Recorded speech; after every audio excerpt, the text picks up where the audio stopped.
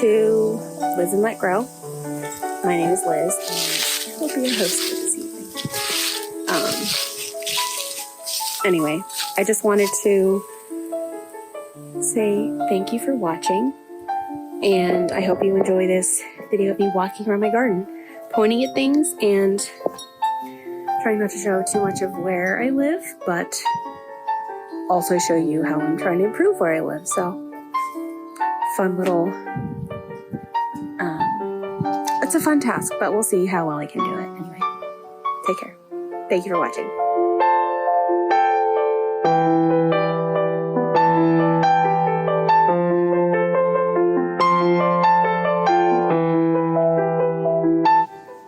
Well, this is a great start, but as you can see, I am explaining to you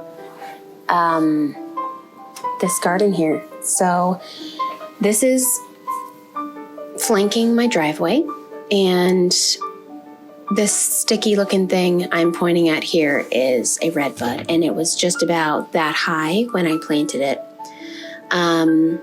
This is a native to our area 5B in upstate New York, and I really needed some like vertical interest, and I also wanted to add more trees to the front yard here. As you can see, our road isn't terribly slow, so that's why the audio was pretty terrible. Anyway, you can see on the left are those are mountain junipers, and I really like how they will grow, gosh, I think maybe 15 feet tall, but they will add such good winter interest and height to my garden, and also add privacy. All right, back to my winter interest. I keep forgetting. This is a gold thread cypress, and this is going to get 7 by 7. So it's going to be super wide, not super tall, but definitely mounding. That's going to be beautiful. This is one of the ones I actually might propagate for myself and try to get more of, because I just think this would be so beautiful as a repeat in the garden. And yeah, oh, never mind the baby carriage. I was trying to prop my phone up on there because I don't have a tripod. Anyway, here's another Norway spruce. Oh, I'm so excited. So my plan with these is I have, so I think there's 10 of them in total. And I've planted them around my gardens pretty much, I think, just for a few years.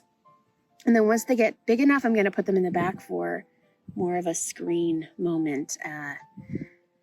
Because evergreens are pretty slow growing. It's not like they're going to be, it's not like an arborvitae or something where they're incredibly fast growing, so you're going to get a screen within a few years. But I would love to eventually hide the home that was built directly behind ours.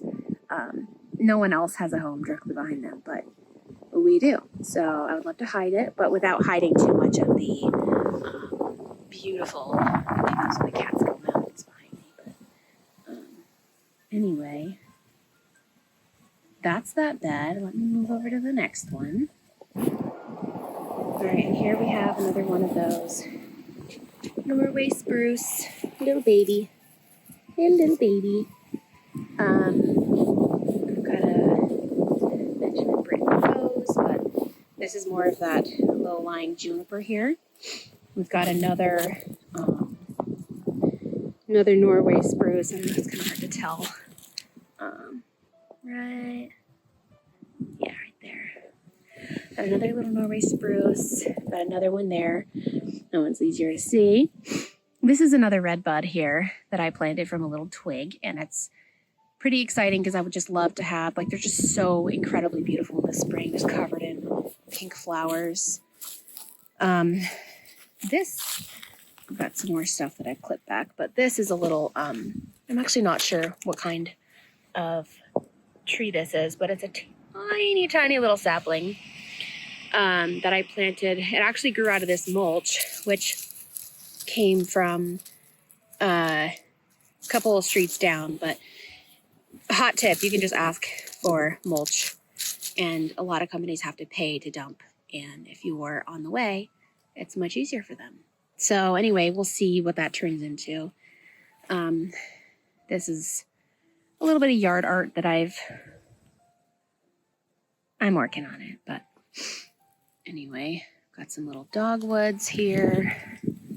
Creme de menthe dogwood.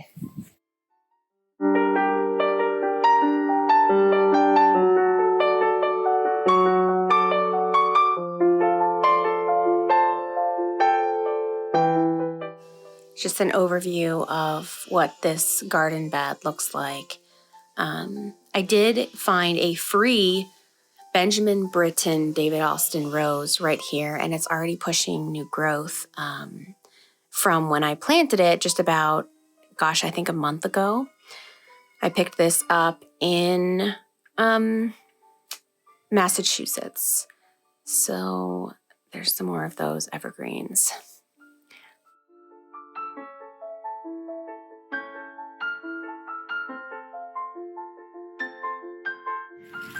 I'm going to have to figure out something with my sound because I live right next to a not terribly slow road. Anyway, this is a mountain juniper, and I picked this up with, oh gosh, 8 other mountain junipers.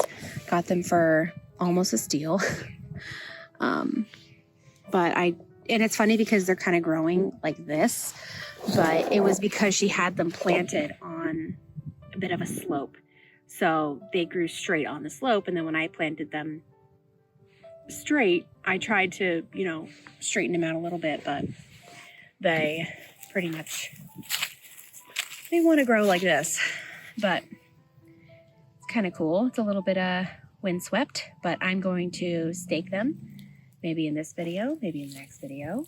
But yeah, there's one. And on the other side of my driveway, we've got another one. So kind of flanking, which I really like the look of. So we've got those 2 evergreens. Quick little overview. We've got a butterfly bush, a buddleia. Some kind of... is it invasive? Is it not invasive?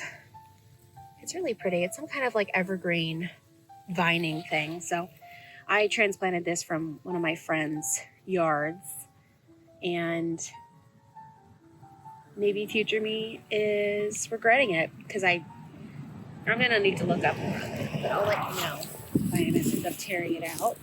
This right here is a fuchsia aster. So I wonder if I can save these seeds and plant them.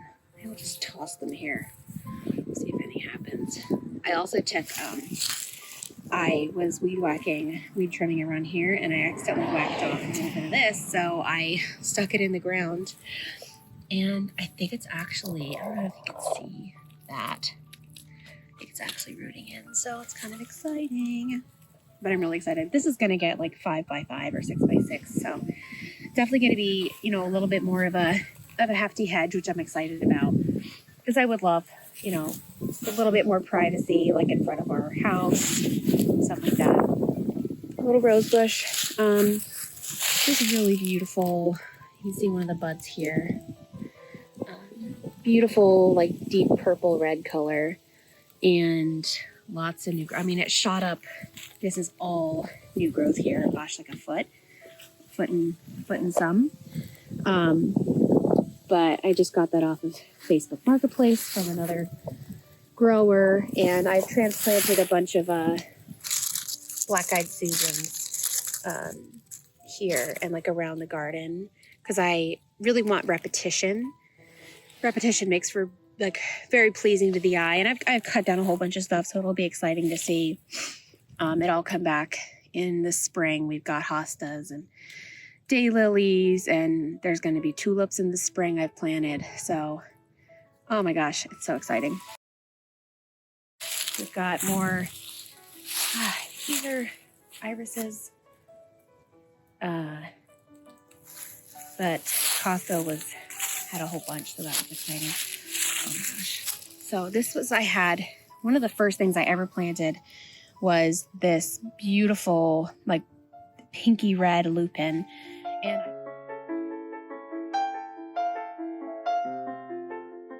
I don't know if it's died. Like it looks real bad. You know, like these are the stalks. I don't know if you can see, they kind of look like a little hollow. So maybe it'll come back. But in the meantime, I put some seeds here and then also let it reseed itself. So we've got 2 little baby lupins here. So that's exciting. I hope those survive the winter. Not sure if I should like put mulch on top of it. But yeah, this is exciting. This is another really cute, I think this is called double knockout rose. This is another rose bush I planted this year. I think it was this year. It's really cool. Kind of like pinky red. It put on a ton of growth. I mean, it was maybe like 1.5 feet high, and it's very exciting. You actually don't even need to deadhead this rose, but I enjoy those little fiddly things around the garden because I enjoy being outside, so I deadhead them anyway.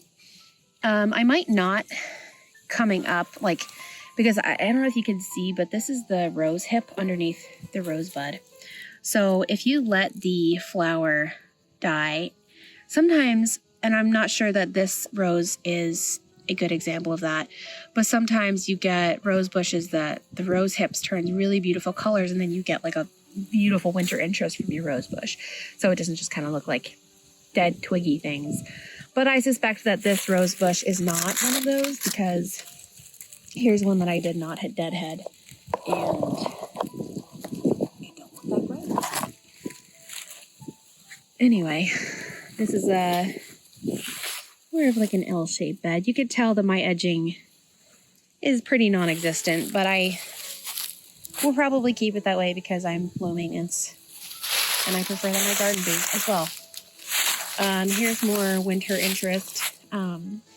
This is more of that. I'm pretty sure this is just like a low-lying, low-growing juniper. With these really beautiful like sprays. My friend has a whole bunch more of this that I can dig up and put around. So I actually might put some around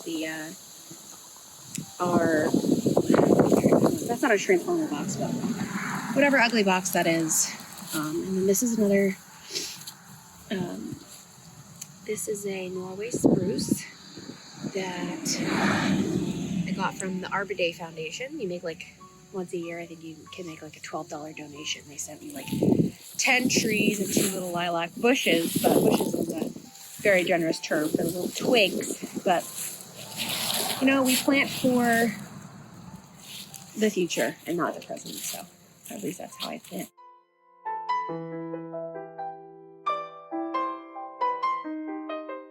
All right, I'm going to call this editing Liz, but thank you so much for watching. I forgot to film an outro, but thank you so much for watching, and make sure to like this video, click subscribe, turn on your notification, click the notification bell so it will let you know when I drop another video.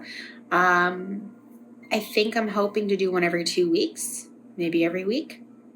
Maybe every 3 weeks, once a month, but we'll see. I think every 2 weeks could be feasible for me. But I'm very excited about this. Thank you so much for watching, and I'll see you in the next one.